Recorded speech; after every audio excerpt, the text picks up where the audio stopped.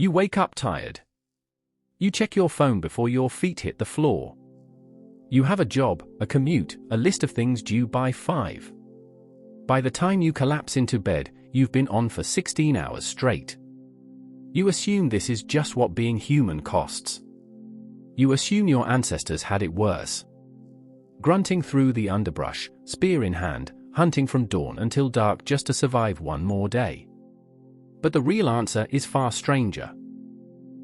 For most of human history, the people you picture as exhausted survivalists were working less than you. Far less. Some anthropologists think they were working about as much as a part-time employee. Not because life was easy. Because life was structured completely differently than yours is now. Let's go back. Not to the version of the caveman you've seen in cartoons. To the actual data. In the 1960s, an anthropologist named Richard Borshele spent time living among the Juchonsi people of the Kalahari Desert in southern Africa. These were foragers. People who got food the way humans got food for almost the entirety of our existence as a species. Lee expected to find a population on the edge of starvation. Constant labor. Barely any rest. What did he find instead? He tracked their time, meal by meal, task by task. And the adults spent around 15 to 20 hours a week getting food. Not 80. Not 60. 15 to 20. The rest of their time went to resting. Talking. Making tools they enjoyed making. Visiting relatives in nearby camps. Sitting. An economist named Marshall Salins looked at Lee's numbers and data like it from other forager societies and coined a phrase that shook a lot of assumptions loose. He called it the original affluent society. Not affluent because they had more stuff.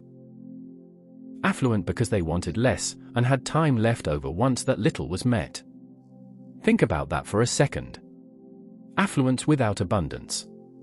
You've been taught that history is a straight line. That we started poor and desperate and clawed our way up to comfort. But the data says something closer to a U-shape. Foragers had time. Then agriculture happened. And things got worse before they got better.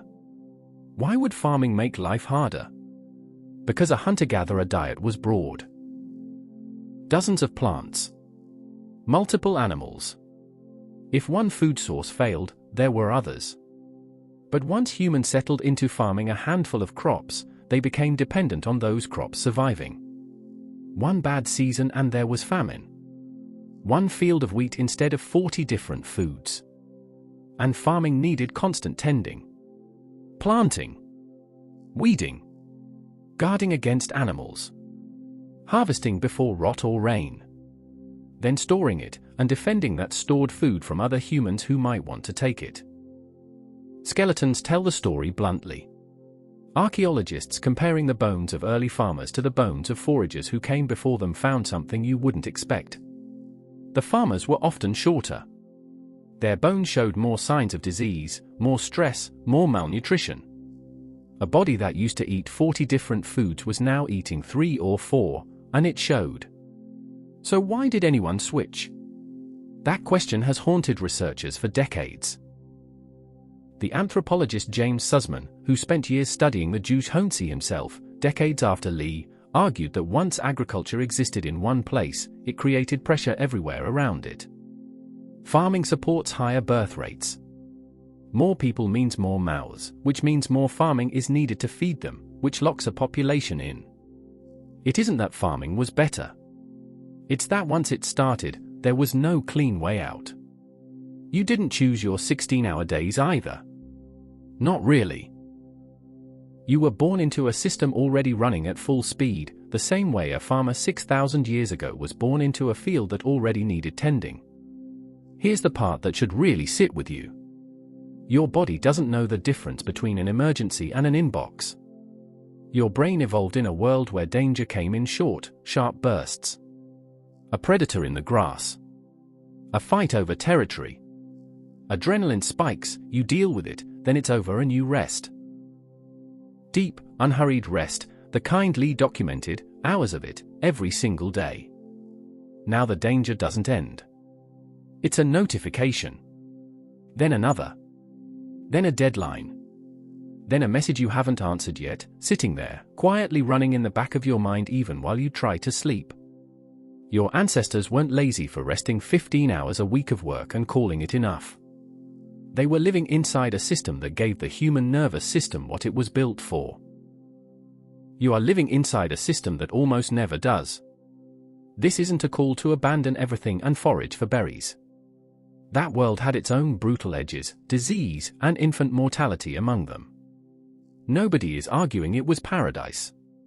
But the myth of the exhausted caveman was never really about the past. It was about justifying your present. If you believe struggle and constant labor are simply the human condition, then your exhaustion feels natural. Inevitable. Something to just push through. The data says otherwise. For the vast majority of the time humans have existed on this planet, rest wasn't earned after work. It was the default state, interrupted briefly by work.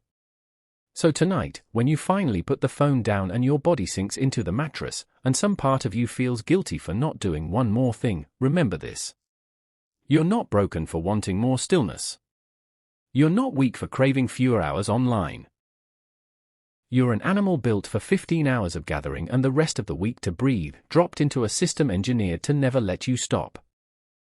You check your phone before your feet hit the floor.